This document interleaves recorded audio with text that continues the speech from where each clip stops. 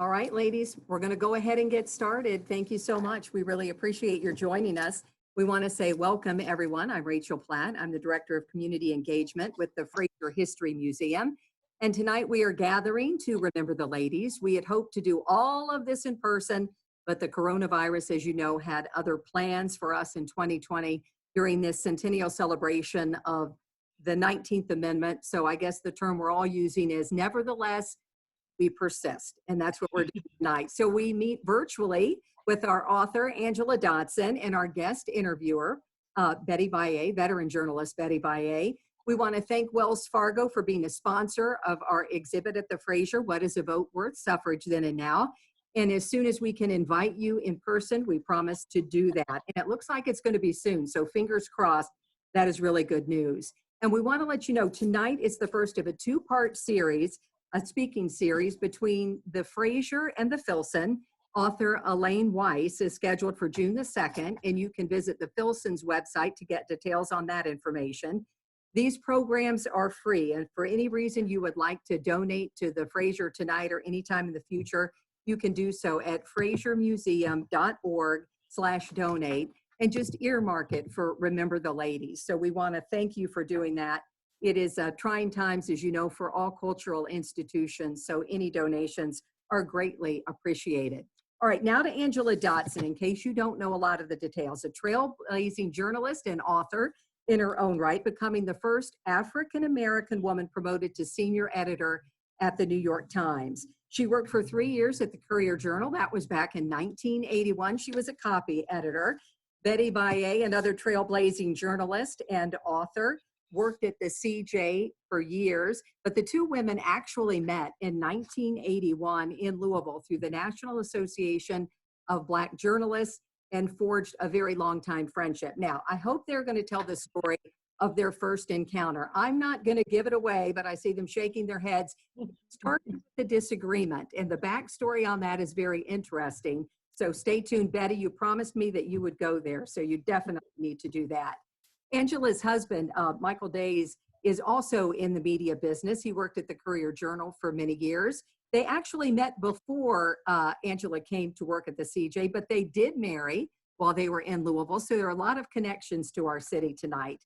Angela hails, I have to say this, from West Virginia in the town of Beckley. And we had a conversation about that because my parents were born in Mullins, which is about 30 minutes from Beckley.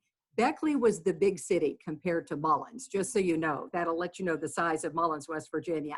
And tonight we just want to let you know, here's how the night's going to work. Angela is going to start and talk about 20 minutes, a little bit about her book and some of the background. And then Betty is going to join her after that with some questions. We're going to save about 15 minutes at the end of this conversation for questions that you have in the audience. If you're joining us by Zoom, you can use your Q&A tab and just write those questions in. If you're on Facebook Live, just head to the comment section and those questions will be relayed to me. I also want to give a shout out to some AKAs and Deltas in the house. I'm sure Angela and Betty will be bringing that up as well. So we welcome all of you here tonight in the audience. We thank you so much for joining us. We are thrilled to have Angela from her home in Trenton, New Jersey, Betty from her home right here in Louisville, Kentucky. But we're going to start with Angela, of course, the author of Remember the Ladies, celebrating those who fought for freedom at the ballot box. So Angela, take it away. And it is so good to see you virtually. And thank you so much for doing this for us. Thank you. I'm glad to be visiting Louisville, even if only virtually. I had hoped to be there tonight. And I want to thank everybody at the Frazier, especially Rachel, for setting this up. I'm going to read a short passage about that sums up the movement, and we're going to lead into Betty's questions and then eventually your questions. While our collective memory of the suffrage movement is often a vision of a small band of white women fighting the establishment alone, marching and picketing in their flowy dresses, the story of the women's movement was much more complicated and nuanced than that. It involved many women, but also men, and people of different races and backgrounds who had to find their voice, identify allies, and build coalitions. The title of my book, of course, comes from the words of Abigail Adams that she wrote to her husband John while he was attending the Second Continental Congress in 1776 in Philadelphia, which drafted the Declaration of Independence. She said, "I long to hear that you have declared an independency, and by the way, in the new code of laws, which I suppose it will be necessary for you to make, I desire you would remember the ladies and be more generous and favorable to them than your ancestors. Do not put such unlimited power into the hands of the husbands. Remember, all men would be tyrants if they could. If particular care and attention is not paid to the ladies, we are determined to foment a rebellion and will not hold ourselves bound by any laws in which we have no voice or representation." The Second Continental Congress, of course, did not really make laws, and it deferred to the states the question of who would vote while it focused on running the revolution.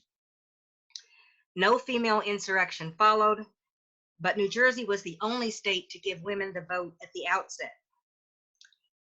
In the state constitution adopted by New Jersey in 1776, all adult residents who owned a specified amount of property could vote,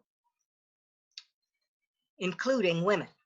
That ended in 1807 when the legislature suddenly discovered a need to reinterpret the Constitution and passed a law stripping women and men of the vote and limiting it to white, male, tax-paying adult citizens. The Constitutional Convention that met in 1787 to give the new nation more structure also did not see fit to grant women the right to vote, or any rights for that matter. With few exceptions, the women of America remained silent. Voting was the least of their problems. Few American women were formally educated, not even Abigail Adams, and very few schools served them in the early history of the United States. Few had any income of their own. Women had no right to own property, to divorce, to control custody of their children. Married women had no legal identity separate from that of their husbands.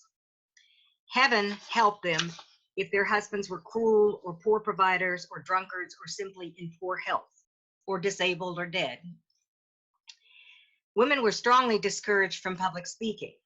A free Black woman, Maria Miller Stewart, emerged as the first American woman to record, the first American woman on record to speak and to have kept copies of her speeches.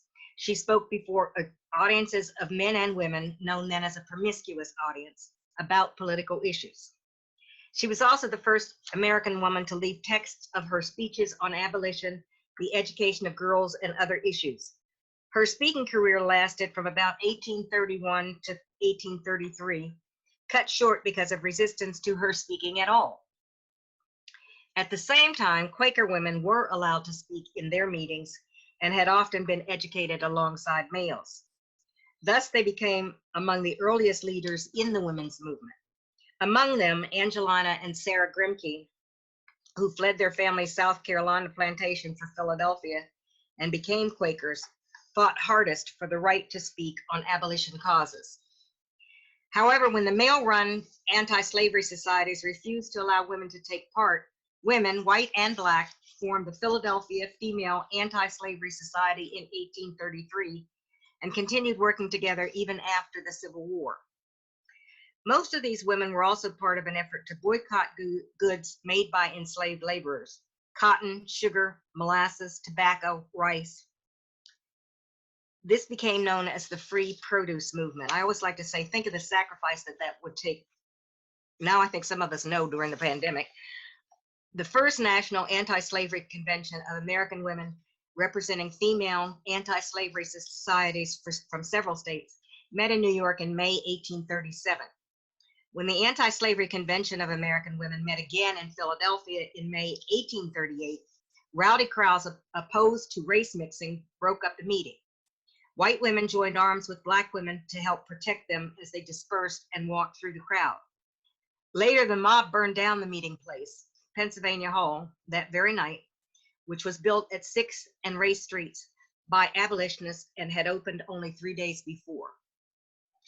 Lucretia Mott, a Quaker preacher in Philadelphia, considered these national interracial conventions that the abolitionist women held in 1837 and 1838 to be the start of the women's movement. a decade before Seneca Falls, New York convention that many people credit. This is significant because Lucretia Mott was the inspiration for and an organizer of the Seneca Falls Convention during a visit there in 1848. She was considered the most famous woman in America because of her preaching and travels, and her presence in Seneca Falls was the reason the meeting was called. A small gathering of women enjoying tea at Jane Hunt's house and lamenting women's lot came up with the idea of calling a convention a few days hence, with her as the headliner to attract a crowd. A few of the women who had been at Jane Hunt's tea drew up sentiments and resolutions a few days later and publicized the meeting to be held July 19th and 20th in Frederick Douglass's abolitionist paper and elsewhere. It drew 300 people, women and men, from the immediate area. Unaccustomed to running public meetings, the women asked James Mott, Lucretia's husband, to chair the sessions. When the meeting got underway, Elizabeth Cady Stanton read the resolutions. She had slipped in one demanding the right to vote for women. Her own husband, a leading abolitionist leader, had boycotted the meeting, unlike the other organizers' husbands, and left town after he learned of the resolution. That resolution was greeted largely with derision and resistance from women as well as men. Only Douglass spoke in favor of it, and eloquently so. Had he not, it probably would not have carried. In the end, 68 women and 32 men signed the Declaration of Sentiments adopted by the convention.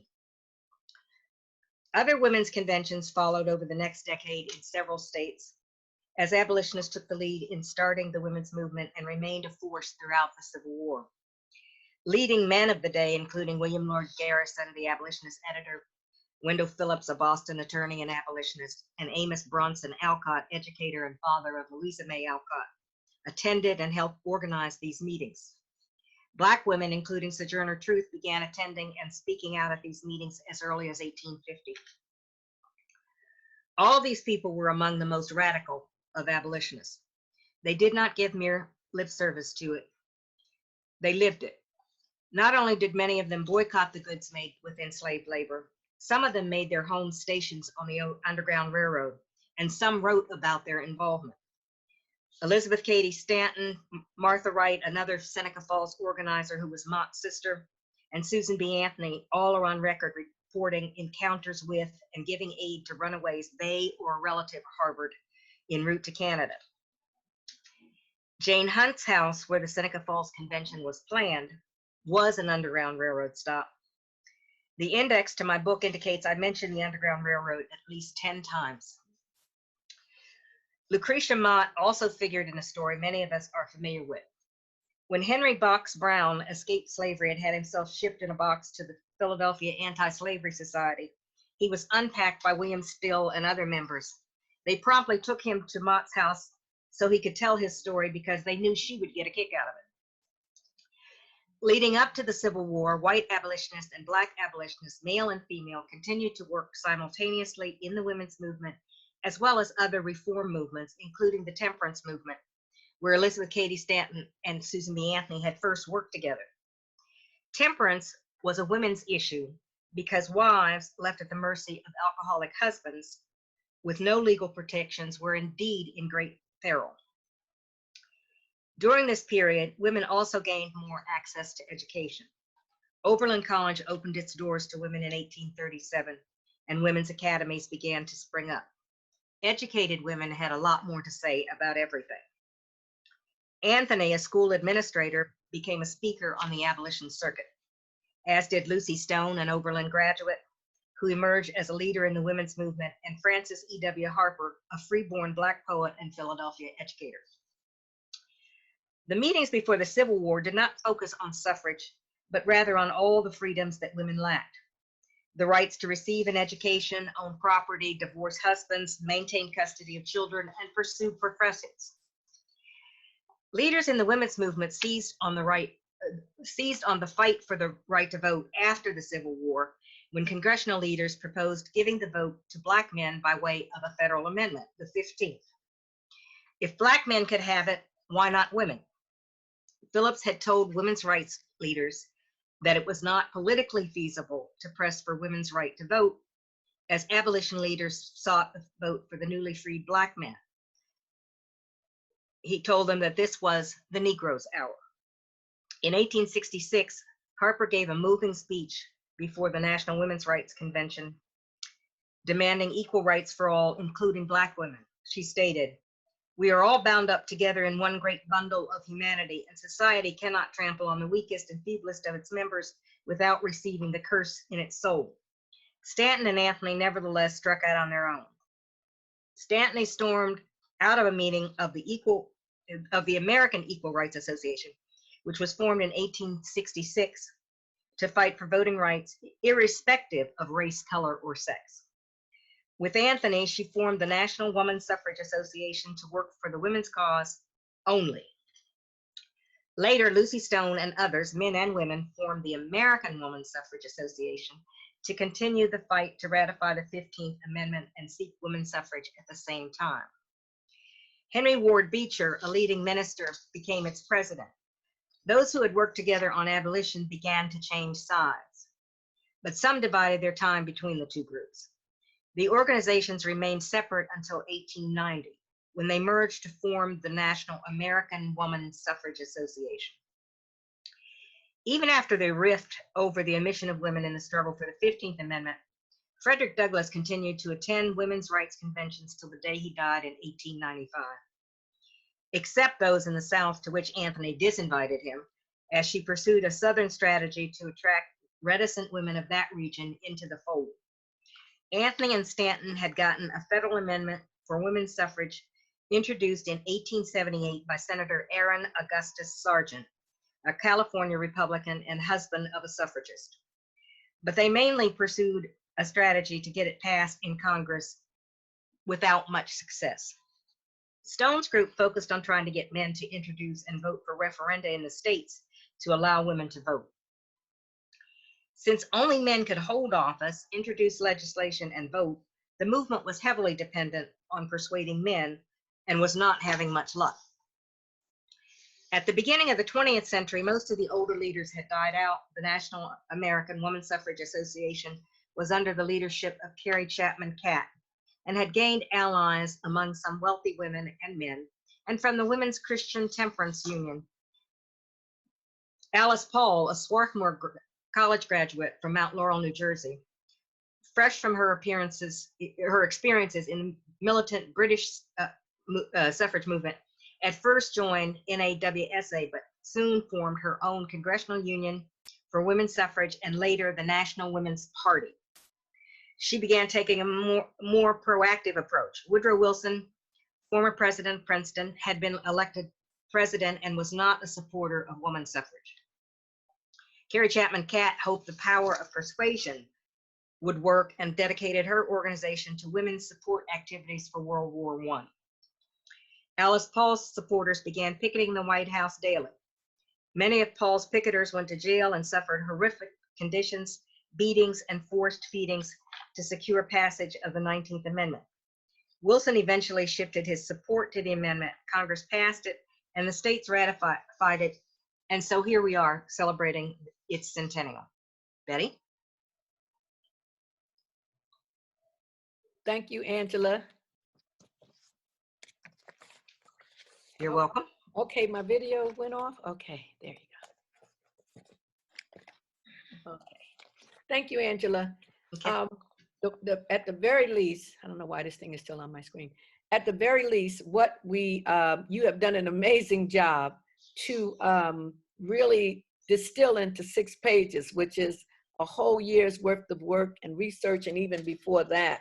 And I was remembering that people have often said the idea that the past is just the past and has no connection to what's going on now, I think, is disproven. Because Right. a lot of the issues, a lot of the things that that you talk about in the book, you know, are still with us. And there still is this nuanced and complicated relationship. And one of the things that I got out of your talk is that Susan B. Anthony, probably the feminist that most of us, or the suffragette that most of us know the most about, was very complicated. She wasn't just a singular figure. And really, seemed to me that if we use today's definition, had some tendencies toward not necessarily favoring Black folks in what she was trying to do in Black men, and made a real stink about it, about the Black men getting the right to vote. Could you talk a little about that? She did. She was a very complicated person. And, in fact, other people have blanketly said she was a racist. She was not, most likely. Her family had been participants in the Underground Railroad, as I mentioned briefly, but there's a book that says basically at any given time they were hiding Black people in the barn, along with a lot of their other neighbors, partly because of their proximity to Canada. And they were Quaker. So there's that background. She was also very close friends with Frederick Douglass, because he was one of the people that hung out at her father's farm to discuss abolition every Sunday. And her father had introduced her to Frederick Douglass probably before she was 20. I just saw a play, I can't remember the name of it right this second, about their friendship. And, so over her life, she had at least one good Black friend.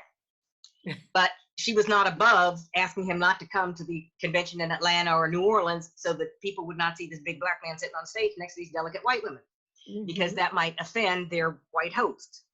So she wasn't necessarily, an active racist, but she allowed the racism of Southern women to affect her decisions. Yeah, some would say. And she was very angry about the Black men getting the vote, but Elizabeth Cady Stanton was angrier, and Elizabeth Cady Stanton was writing vile racist stuff about Black men at the time. Susan B. Anthony did not participate in that so much, but she acquiesced. Well, Angela, you have given us a written narrative, and one of the things about history, that's why it's called his story. And it's always different when the people who have lived the narrative are the ones that are writing about it. When you were doing this book, and there were many women that you point out among them, who would you say, some of them we've heard of, who is the one that strikes you as the most unsung and heroic of the suffrage movement? Who is Lucy Stone. What's her name? Lucy Stone, who started the other movement that was going to work for the Black man's vote and women's vote at the same time. She not only went to Oberlin, she had read that Oberlin was accepting women, and she asked her father if she could go. He would not pay for it. She had to work something like 6 or 8 years to save the money to start 1 year at Oberlin. And she got there by stagecoach and train and boat and who knows what else. While there, one of the many things she did to raise money was to teach Black men, probably recent runaways, to read and write. And then the first thing she did when she graduated was to go on the abolition lecture circuit. And she was one of the highest paid abolitionist lecturers in the country. So there's that. And then when she resisted getting married for a long time because she didn't want to be under a man's thumb. But she and her husband made a declaration on their wedding day that they would not abide by any of these restrictive laws that didn't let the woman have her property and all that kind of stuff. And that the minister sent the declaration to the newspaper, so it was very well known. She also kept her own name, and women who kept their own name later were known as Lucy Stoners. So there's that, and the fact that she refused to go along with Elizabeth Cady Stanton and Anthony during the split, and she remained separate from them for like 20 years. Now we hear a lot about Susan B. Anthony and Lucretia Mott, and you said that the history of the women's suffrage movement is more nuanced, and I think maybe do a lot of us not understand that the whole women's movement did not necessarily start with just the right to vote. It did not start with the right to vote, but exactly. Voting was not even a goal for most women. And I mentioned that women at the Seneca Falls Convention were not in favor of the vote. That's partly because most of them were Quaker, and the Quakers did not vote. They didn't believe in participating in government at all. um, in that way. So it was a really, really hard sell. Now, Lucretia Mott spoke against that resolution because she thought it would make the whole convention seem ridiculous. So, but she came around within a year or so. She was writing essays supporting the right of women to vote. So, and women themselves, there were so many other issues: the marriage laws, the fact they couldn't divorce, the temperance, all that they discussed at their convention. For 10 years, they met, faithfully and had these conventions and talked about all these other things. The fact they couldn't be in the pulpits of their churches, and all those kinds of things. The education of women was still, vastly lacking. Most women did not go to school at all, except for the Quaker women. So for 10 years, they had ruminated on all these issues, and it was not until somebody proposed giving the Black men the vote that they thought, well, we need that too.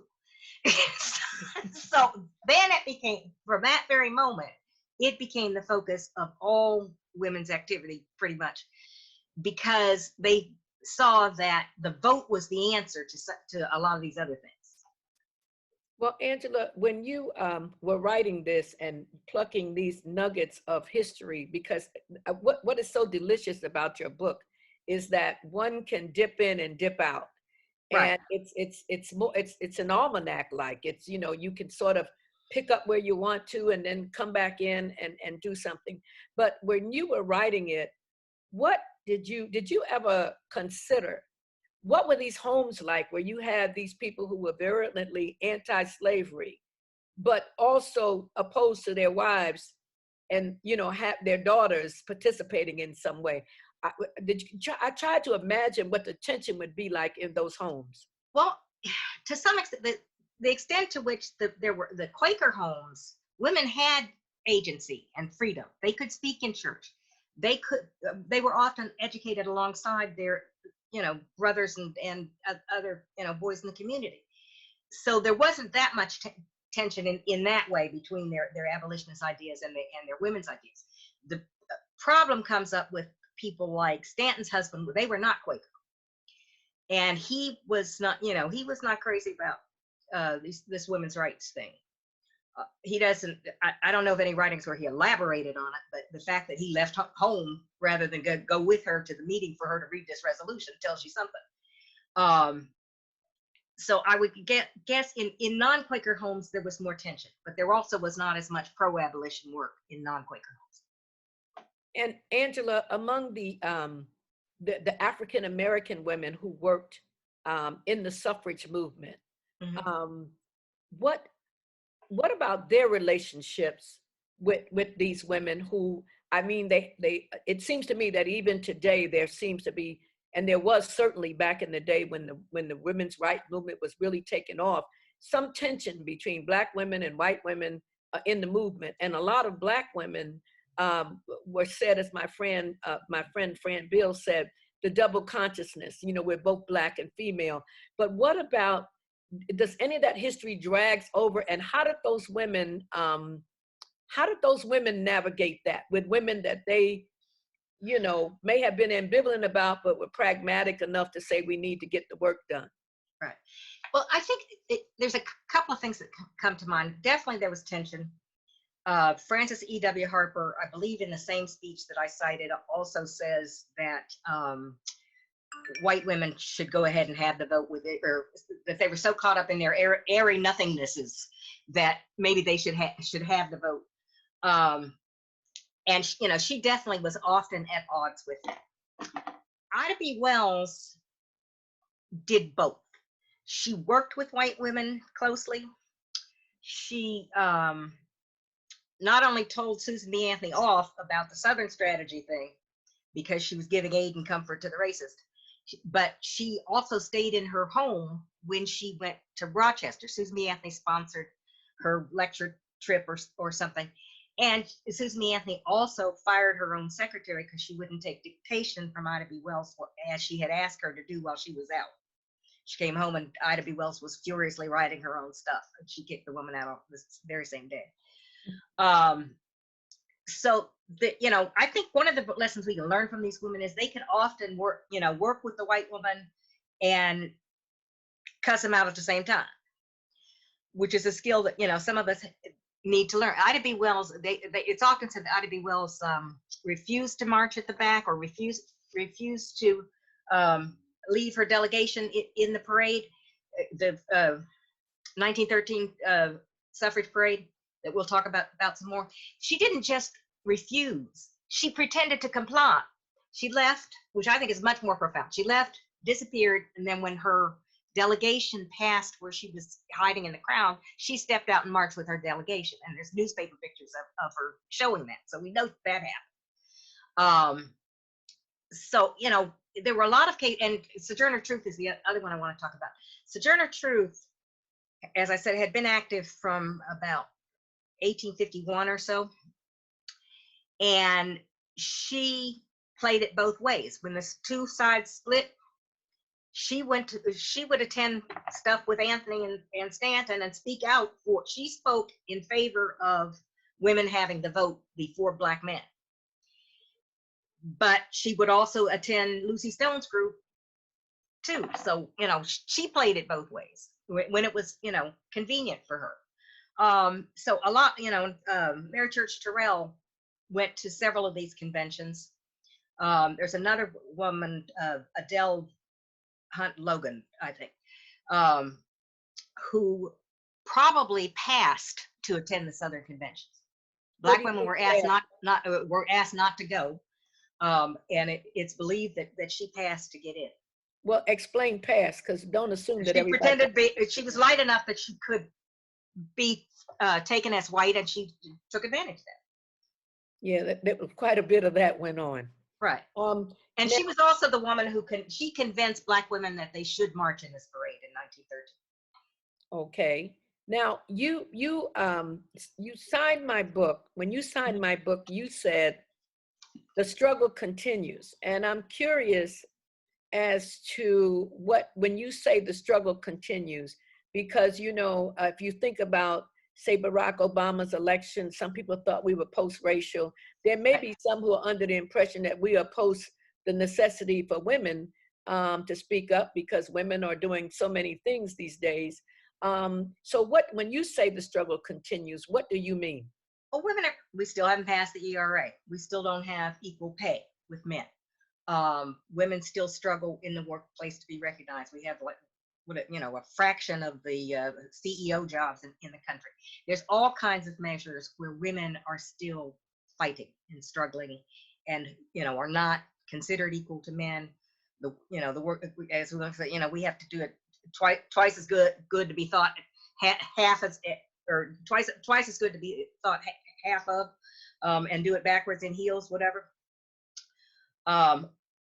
So that there's all that. Anybody who even just getting proper child care, and this coronavirus really shows where a lot of the scabs are. That we're doing all the work, the women are doing all this frontline work, and they can't find somebody to watch their baby, so they can go in the hospital and save your mama. So that's there's just a lot that women still have to deal with. That's what I mean. Well, Angela, if you had to talk about maybe contemporary women, contemporary feminists or leaders of the ARA, because some women are activists, but they don't like the title feminist. We go through that back and forth. But who are some contemporary women who you see as carrying on the banner of these women from the 19th century? Well, there's certainly people like Hillary Clinton and Stacey Abrams and Kamala Harris. There's a lot of women out there that are, strongly working on women's behalf. Some of these women governors we're seeing during the coronavirus. But there's a lot of work left to be done. Well, I to get ready for this, I was just pulling out some of my books and stuff, and one of the books that I pulled out was Where and When I Enter by Paula Giddings. Yes, I used it in the book. And in her she did a revised introduction to her 1996 book. Mm-hmm. She was talking about Black women in particular, but I think this just applies to women. And I wanted to just read this from her and see what you thought about this. She said, talking about women, who are we as ourselves? what would we say to Anita Hill outside the earshot of whites or men or our mothers or fathers? What do we feel about a million-man march, notwithstanding the participation of our sons and brothers and husbands? And this is the part that really got me. She said, who are we when no one yearns for us? When we are not someone's mother or daughter or sister or aunt or church elder or the first, she said Black woman, but the first woman to be this or that. In the next century, meaning this century, she's saying we should search our history for the answers to those questions. Right. So that's why I think it's so important that we know our history, one. But you were going to ask more. What? No. That was my point. I just wanted to ask you about that, because I think a lot of women do when you hear them talk about balancing work and home and all of that. But who are we when we are not somebody's mother or, wife or whatever? Who are we? And she's saying that in this century, and now with COVID, I don't know what's going to happen to us, but to explore some of these issues just as women in general. Who are we when we are not all those things that people make us to be? The workhorses, the mothers, all of that. Who are we? We are pretty much known by our relationship to other people. Not as much as we used to be, but we are.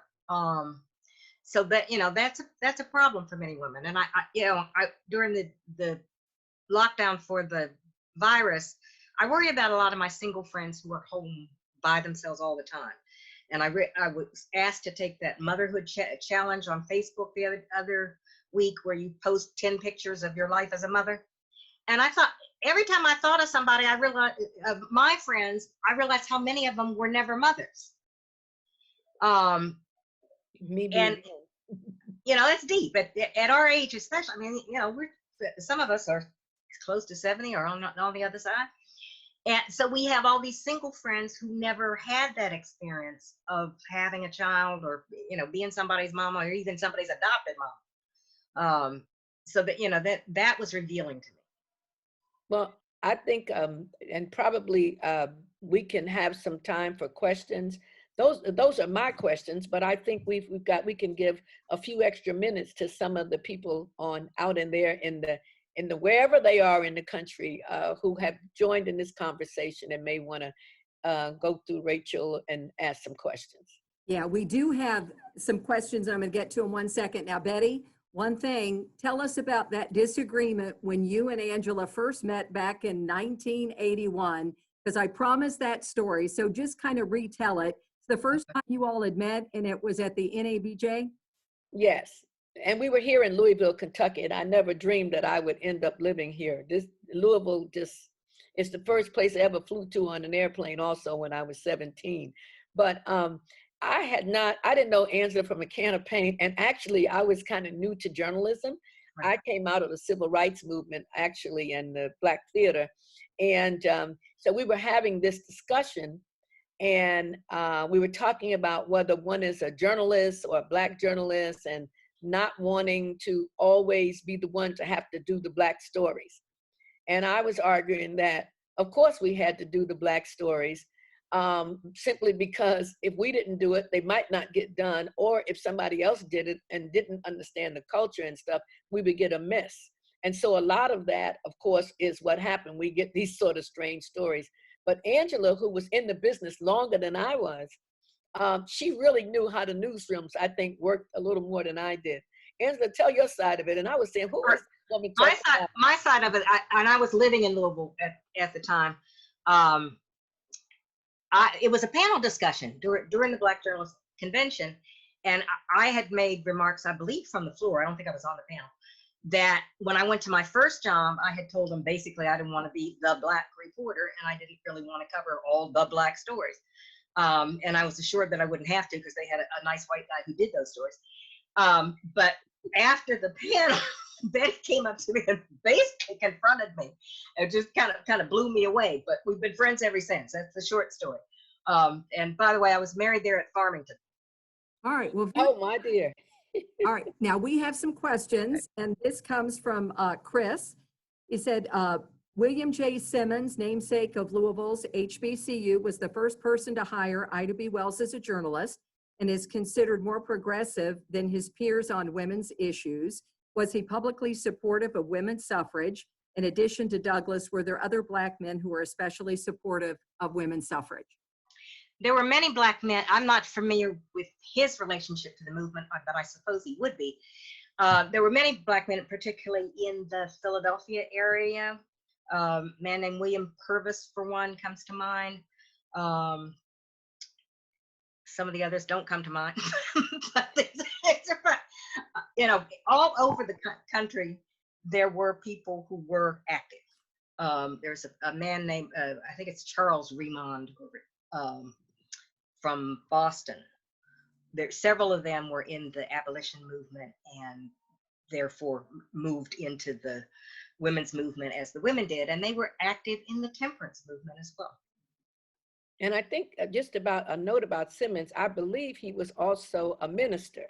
Right. And if you know, in the Black church, in the Baptist church in particular, there is still the ongoing issue of women in the pulpit, women being ministers and stuff. It is still an issue about whether women are should be ordained and preach. Right. And so there's that other side. So to find revolutionary Black men preachers back in the day who thought that women had every right to preach and, you know, could cite biblical passages to support that.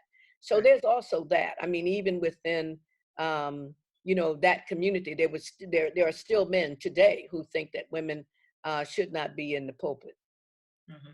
Let's talk about, Sherry Brandt Hamilton had this question. Friendships and alliances between Black and white women in the suffrage and women's rights movement were strained and fraught with distrust. How do we get women to unite and work with respect toward common goals? And can you point to any current efforts where this is happening? That's a good one. Well, we've got to get people talking to each other more and have, like this. I mean, this is a perfect example. But I went to a club in a very high-end suburb in New Jersey, and the history of the club is that they've been around since something like 1890, and their purview is to discuss current events. And afterwards, at least two of them came running up to me and said, "You know, we've never had a Black member. How do we get Black member?"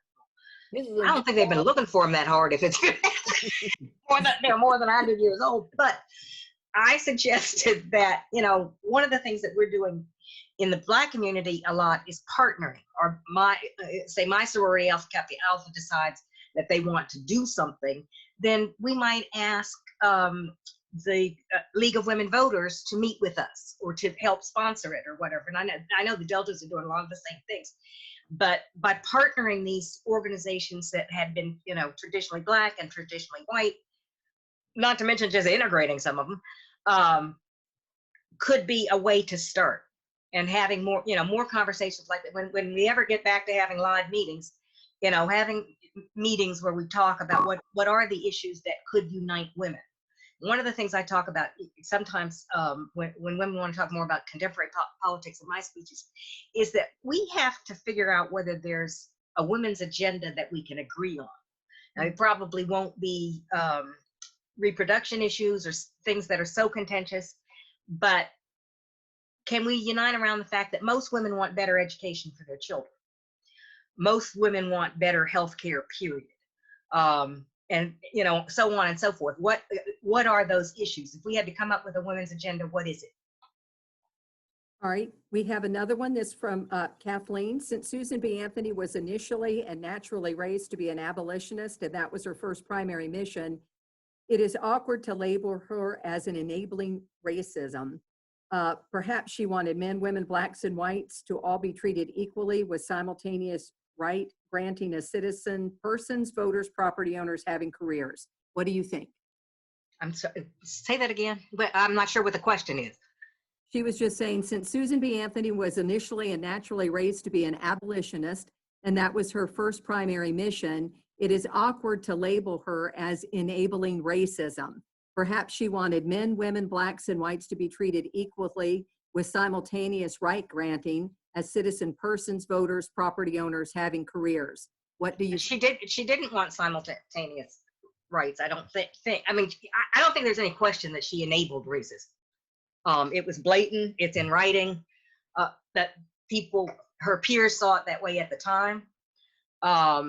So, I'm not labeling her anything. I think I take her at face value that she was raised to be first an abolitionist, and I think her heart was good most of the time. But I don't think you can go as far as saying she really wanted everybody to be equal at the same time.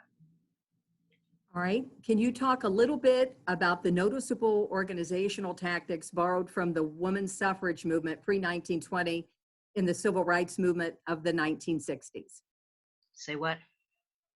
Can you talk a little bit about the noticeable organizational tactics borrowed from the women's suffrage movement pre-1920 in the civil rights movement? Oh, yeah. The 60s, the correlation between the two. Yeah. Well, for one, women were the first people ever to picket the White House. The notion of marching and picketing and whatever comes heavily from the women's movement. Petitioning Congress are things that the women's suffrage movement did. Going to jail. I don't know if we mentioned my other book project that I just had released in March. I wrote the introduction to a centennial book that was re-released called Jailed for Freedom, which is basically about Alice Paul's wing of the party and how women actually went to jail, were force-fed when they went on hunger strikes. They were beaten, literally beaten, many, many times, and just denied their rights. They were held for months in really horrible conditions. They had to eat, worm-infested food sometime, all kinds of other stuff. The book is by Doris Stevens, and it's by my same publisher, Hachette Publishing Company, but it's a division called Black Dog and Leventhal. So that's a part of history that people need to know more about, and most people don't. We know that it kind of happened, but we don't know the details. All right, then Rachel Grimes asks, thank you so much for the excellent presentation. Can you please discuss more about the socio-cultural value of pursuing the ratification of the ERA even after all these years? I think we need it. We need it on the books, that there is nothing that says, that women have equal rights. And we obviously are still suffering from that. It would give more strength to some of these other things like equal pay and whatever that we're working for. All right, and this is from Pam Platt. Betty, you know her. Thank you for a great conversation. Asking Ms. Dodson and Ms. Bayé, is there a particular story about persistence, which is where we began, that you could share from women's history, of African American history, or both, that will inspire us to keep on keeping on? Well, I think it was the story of Lucy Stone, which I already told the persistence with which she worked to get an education and to get abolition, to get women's suffrage. She was on the battlefield a long time. She started a newspaper. Her husband continued that newspaper after she was gone. Her daughter was one of the key people in brokering the remerger of the two women's groups. So, there are all kinds of stories like that, I suppose. And among Black women, it would probably be Ida B. Wells. Just her work against lynching, her survival. She started suffrage clubs, her role in the parade, her speaking, her writing. All of those are very, very, very important, and they're very, very much with us. Her great-granddaughter is about to publish a book about her. Michelle Duster is the great-granddaughter's name. And I'm looking forward to that. So. Well, Anything and I would for just you? add to that. I was just going to say that for me, I think there are times that I balance between whether it's about me being a woman or it's about me being Black. Mm-hmm. And sometimes I even choose the Black part over the woman part, thinking, I'm strong, I can handle that. But as a people, because I think about, for example, when we see these recent cases of the young woman who was killed here in Louisville in her home. Right. We see the young man who was killed while jogging. We see the statistics from COVID.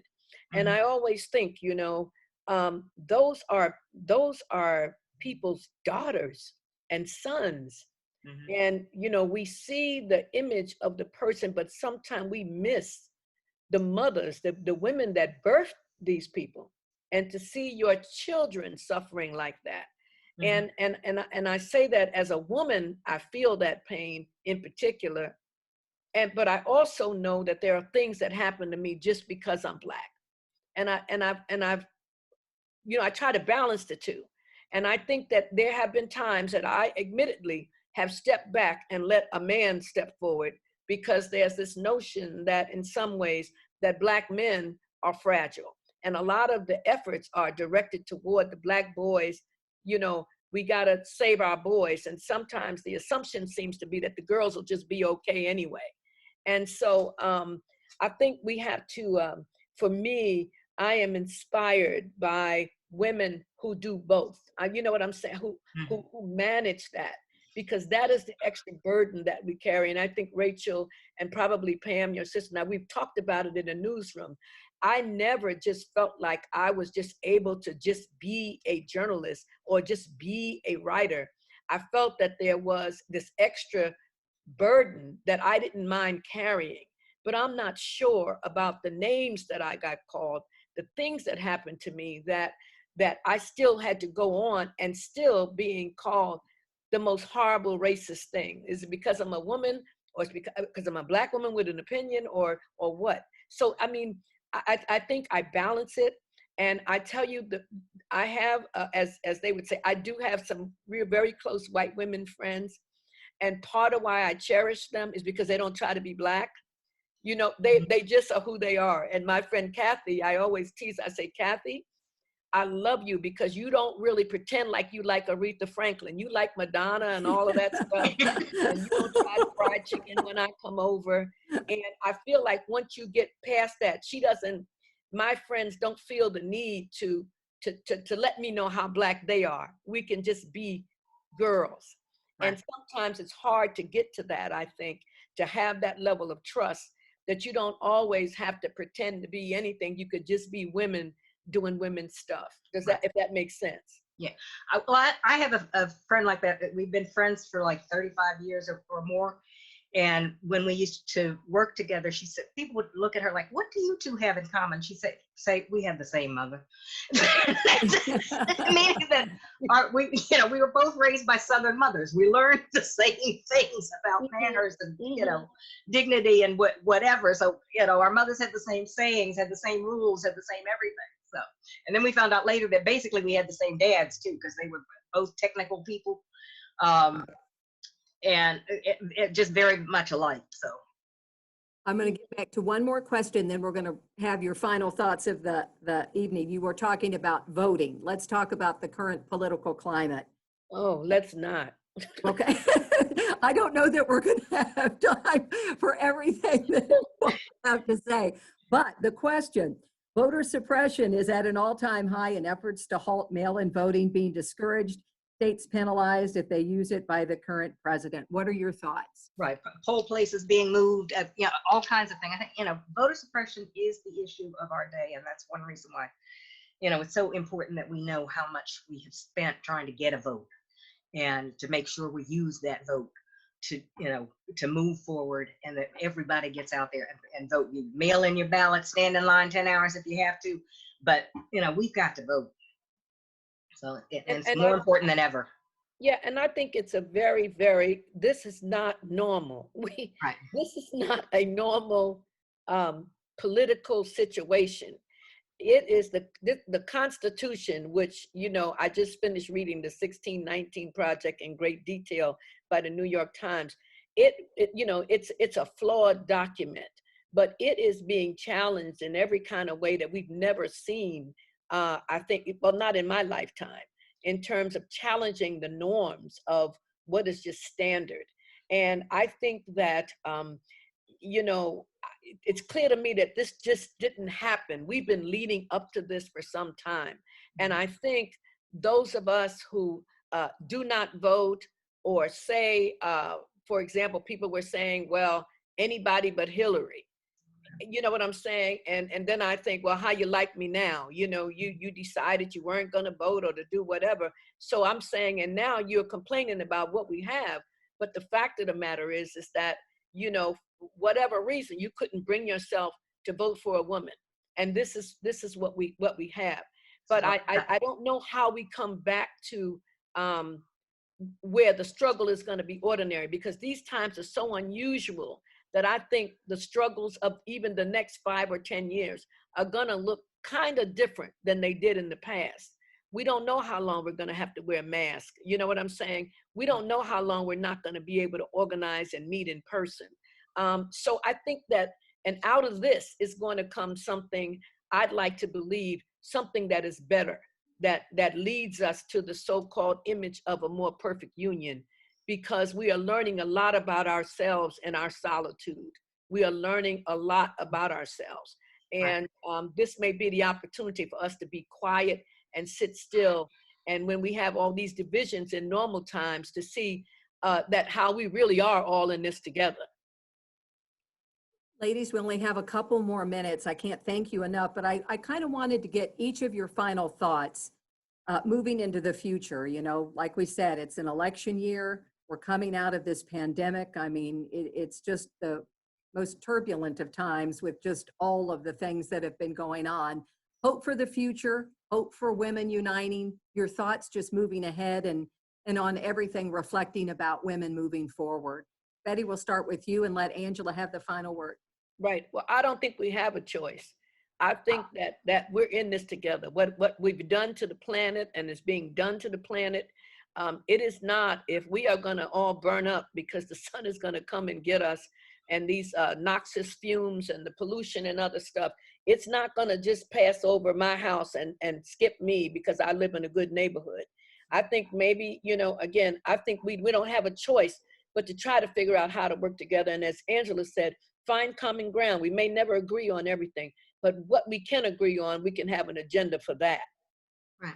I think in some ways we're going to be better after this, partly because we're learning to do things we've never learned to do. You know, until last week, I had not been on Zoom, but now we know how to Zoom everything from cocktail parties to sorority meetings. And, you know, that is helpful. That means, you know, we now know we don't have to be out there running around all the time. We save travel time, we save the planet, all that kind of stuff. But we're learning to be self-sufficient in ordering things and getting our, you know, cooking at home and all that kind of stuff. Learning how to find a live stream church service if you can't go, you know, into your church. It's not about the building. It's about, you know, who we are. But we also now know it's really important who governs you, which specific people govern you. So that's going to be very important moving forward. Can this person really handle what the future might bring to us? Mm-hmm. And do I want to put my support behind somebody who doesn't? So. And then Angela, what's next for you, just for people who are watching right now so they know what's next as far as a book or anything along those lines? I'm trying to write a book proposal during the pandemic, but I haven't had a lot of concentration. We'll see how that goes. So, and you know, I had all these speaking engagements lined up in mid-March. They all fell apart, except this one has been rescheduled, and now I will have another virtual talk. Probably, I believe it's June 9th from the Woodrow Wilson House in Washington, D.C. Well, we thank you for your time. Yeah, I'm looking forward to doing some more of these. We are excited to have had you tonight. And Betty, what's next for you? So tell us quickly, and then. Well, I had some book parties scheduled for my new book, Plug, the Book of David, my East Harlem love story. And that's my memoir. I call it a grown folks love story, about finding my love after 50 years of not seeing him and then losing him to cancer. And the book is about our journey together. And it tells some of my business that I generally haven't told about my life. And my book is available. It's on Amazon And I also will do signed copies for people. It's at Carmichael's as well. If we ever get back out to Carmichael's. They do curbside. You can order it online, curbside. Yeah. And then I'm just sort of freelancing. I'm glad at this age of, and I will say at 74, to still be relevant, to still be asked to do things and to, to speak, and that someone wants my opinion. So I think it's keeping me from repeating myself 3 times and, falling into lapses of memory. So keep it coming. But, and I like this Zoom thing because it's a way for us to connect over space. And I will say that's kind of the one thing, to be as isolated as we felt in this pandemic. I've made more connections, probably great, I guess more far reaching during this pandemic, which is kind of the irony of it. So ladies from, New Jersey, and Betty and your house here in Louisville, thank you all so much for enlightening and educating and being relevant, Betty, always relevant. We appreciate it. And Angela Dodson, you as well. And again, we want to let people know when we open here at the Frazier, they're talking about June. Keep your fingers crossed. We'd love for you all to come and see what is a vote worth suffrage then and now, just to let you know. Sponsored by Wells Fargo. If you would like to donate to the Frazier, again, we appreciate your generosity. FrazierMuseum.org/donate. Just earmark it for Remember the Ladies. And don't forget to mark your calendars for June 2nd at 6 p.m. with Elaine Weiss, author of The Woman's Hour, The Great Fight to Win the Vote. You can find that information on the Filson website. So thank you again, Betty. Thank you, Angela, and thank this wonderful audience. We had a great audience tonight, more than 100 people joining us, so most appreciated. Ladies, we remember, and thank you so much. Appreciate it. Thank you. And thank all the women that work with you on this too. Yes, yes. Thank you all. Good night. Good night.